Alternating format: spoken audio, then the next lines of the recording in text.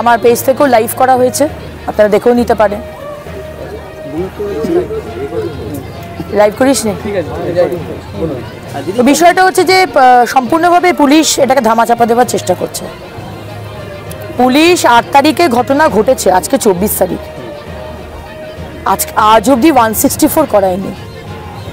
মেয়েটিকে পাঠিয়ে দিয়েছে লিলুয়া হোমে। মেয়েটিকে যখন হাসপাতালে নিয়ে গিয়েছিল, যেখানে তার মাও ছিল, তার মাকে মেয়ে কিছু বলেনি, কিন্তু পুলিশ বলছে, এই নন্দদুলাল বাবু তিনি বলছে মেয়ে নাকি ডাক্তারবাবুকে বলেছে যে ওর বাবা ধর্ষণ করেছে। এটা সম্ভব?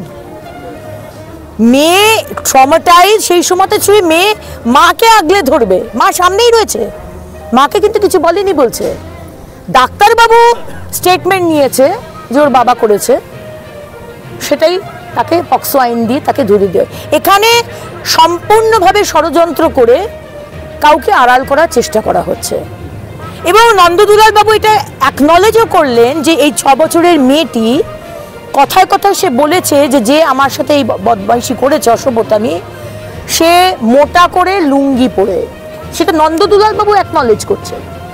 তাহলে তারপরে ভেবে দেখুন কি করে তার বাবাকে অ্যারেস্ট করে। তার বাবা তো লুঙ্গি পরেছিল না, তার বাবা তো মোটা নয়, তার বাবা সেই সময়তে ইট ভাটাতে কাজ করছিল।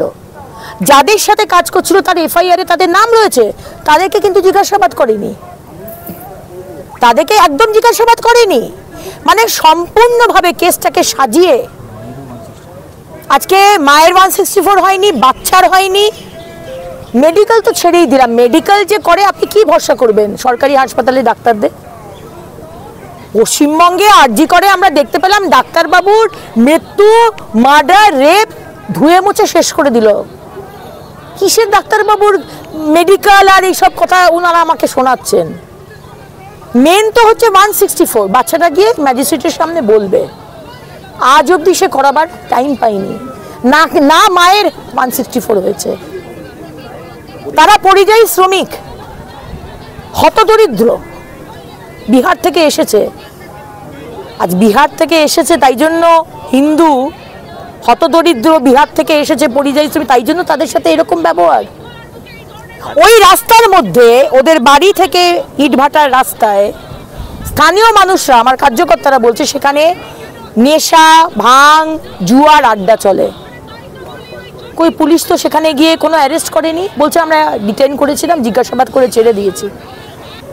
মেয়েটি বলছে যে রেপ করেছে সে মোটা, সে লুঙ্গি পরে, সেইখানে লুঙ্গি বাহিনী জিহাদিরা ওইখানে বসে ঠেক চালায়, তাকে অ্যারেস্ট করলেন না, তাদেরকে অ্যারেস্ট করলেন না, বাবাকে অ্যারেস্ট করে তুলে নিয়ে গেলেন। যেহেতু গরিব মানুষ, যেহেতু নরম মাটি, যা কিছু করা যায়। এর পরবর্তীকালে আমরা